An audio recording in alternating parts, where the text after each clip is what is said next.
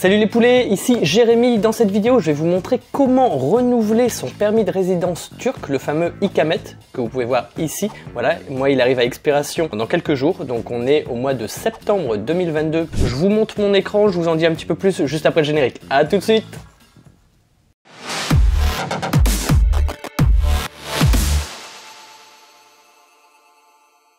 Ça y est, je suis devant mon ordinateur, donc je vais vous montrer les différentes étapes. Je dois renouveler, moi, mon permis de résidence, donc je me suis dit ça pourrait faire une bonne vidéo pour ceux qui veulent faire la même chose. Vous me l'avez beaucoup demandé dans les commentaires. Donc là, il faut vous rendre sur le site donc e-ikamet.goc.gov.tr. Je vous mets le lien dans la description. Vous êtes sur mon écran, je suis sur la page. Donc vous pouvez voir, il y a un message qui s'affiche important. Je vous laisse regarder, ça peut changer en fonction de quand vous demandez votre permis de résidence. Il faut savoir que là, en 2022, il y a eu beaucoup de restrictions par rapport au gouvernement pour les nouvelles demandes de permis de résidence. Donc là, vous pouvez voir, en fait, il y a un message qui indique qu'il y a 1169 quartiers en Turquie qui n'acceptent plus le renouvellement ou la demande de permis de résidence. Donc regardez bien. Si vous faites partie de ces quartiers-là, malheureusement, vous ne pourrez pas faire de demande pour un permis de résidence. Donc là, moi, je suis en anglais. Voilà, je trouve que c'est toujours plus intéressant de faire en anglais parce que des fois,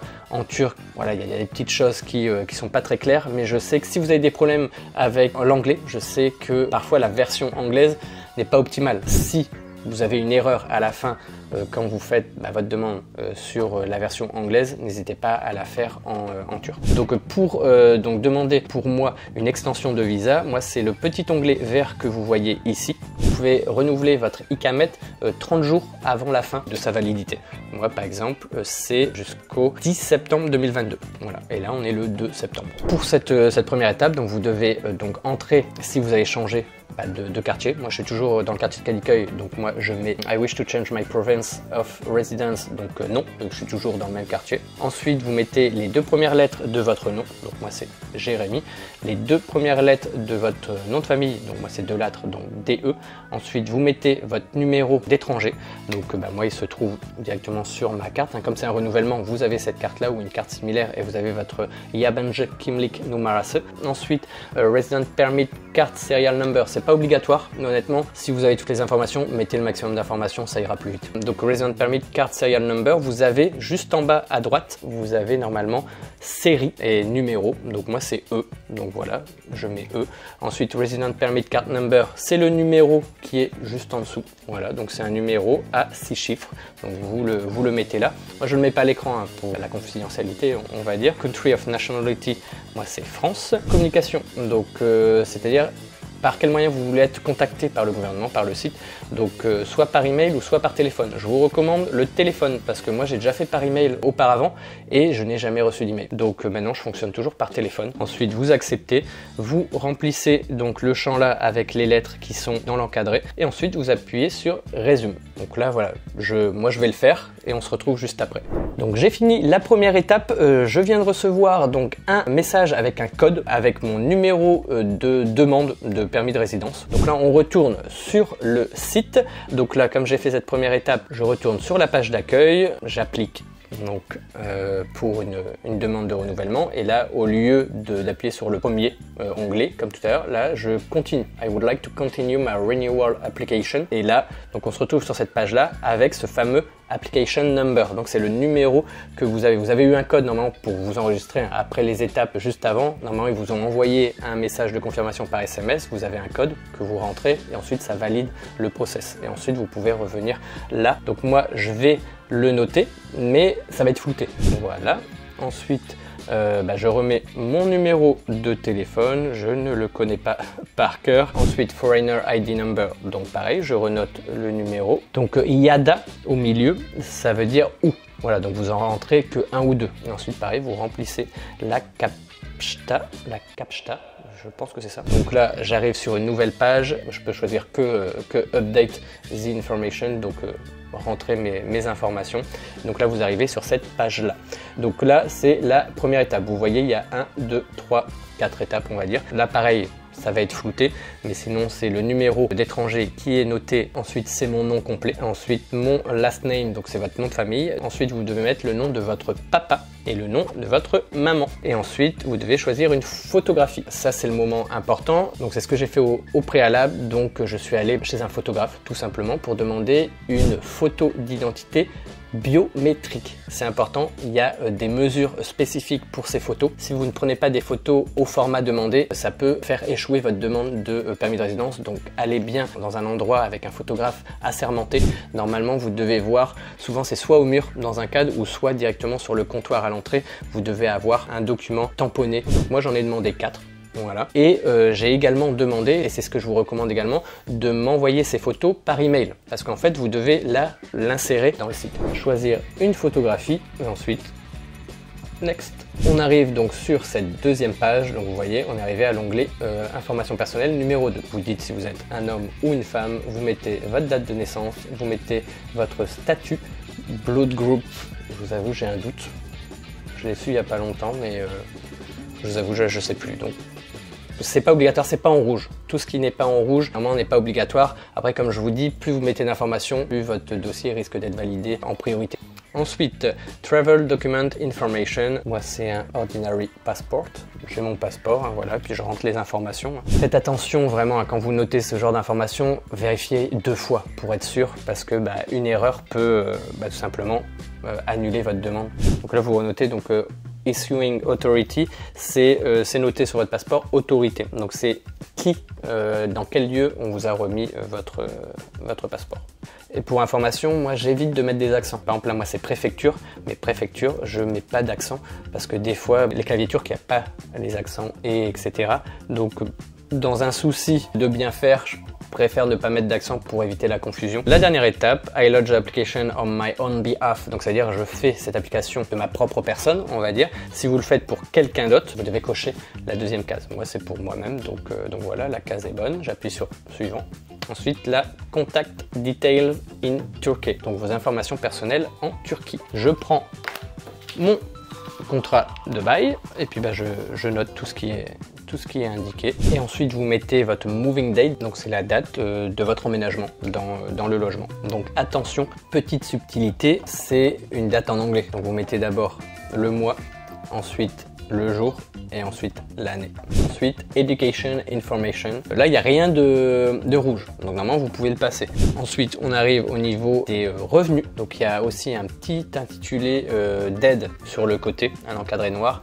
Et c'est écrit, donc c'est en anglais, c'est écrit, c'est pour montrer vos capacités financières, on va dire pour couvrir votre période de séjour. Il ne faut pas trop mentir, hein, parce que je sais qu'ils ne demandent pas tout le temps, mais une année, ils m'ont demandé un justificatif. Donc là, ensuite, il y a Source of Income, donc comment, voilà, quelle est l'origine des fonds. Ensuite, on arrive au niveau de l'assurance, donc c'est important.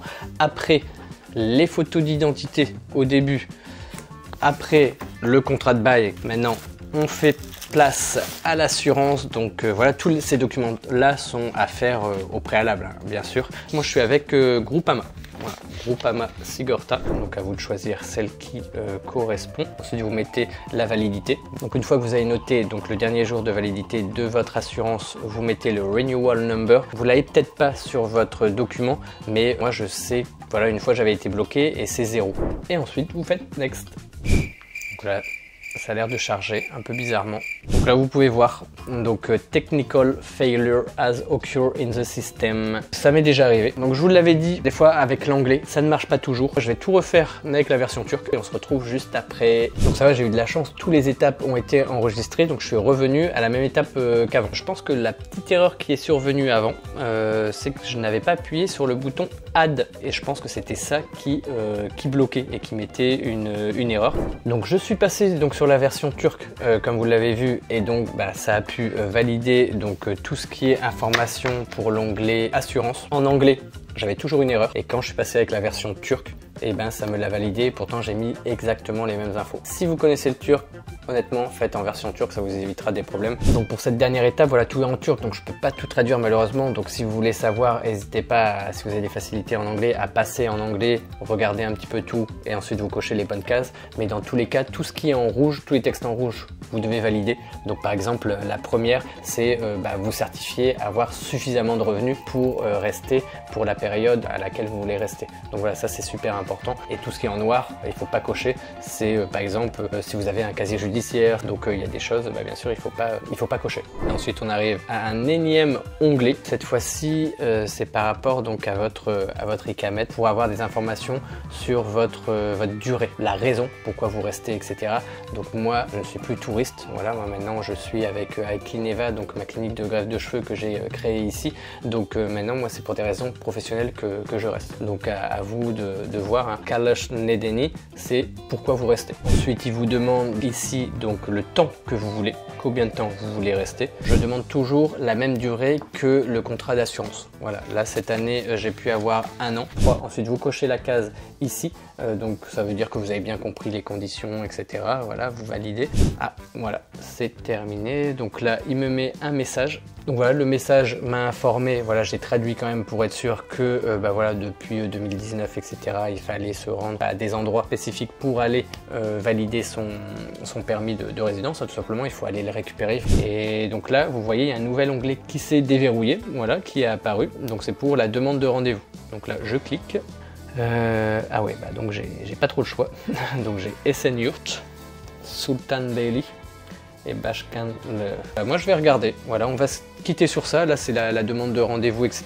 Donc vous, c'est en fonction de où vous êtes. Donc je vais regarder un petit peu ce qui est le plus avantageux pour moi. Et dans tous les cas, si vous avez besoin de documents en plus, ils vont vous envoyer soit un email si vous avez choisi d'être contacté par email, ou soit par SMS si vous avez choisi le téléphone. Donc voilà, ils vous donneront la liste des documents et vous confirmeront le rendez-vous, le lieu. Et ensuite, il faut vous rendre là-bas. Et ensuite, les démarches continuent. Soit tout est validé et ensuite, ils vous enverront le fameux Icamet directement chez vous, à votre adresse. Ou soit, il manque des documents, ils veulent des choses en plus. Et dans ces cas-là, il faudra voir directement au point de rendez-vous. Donc pour ma part, je me souviens qu'une année, ils m'avaient demandé le justificatif de mes revenus. Une fois, j'avais dû aller faire des tests à l'hôpital. Et ils m'ont vérifié les yeux, ma mobilité, ils m'ont fait un scanner, ils ont vérifié plein de choses. Donc sur ce, j'espère que ça vous aura aidé. Voilà, au moins vous avez pu voir que voilà, moi aussi j'ai galéré un petit peu pour tout valider, mais au moins comme ça, si ça vous arrive, et vous savez que voilà, passez à la version turque. Je vous souhaite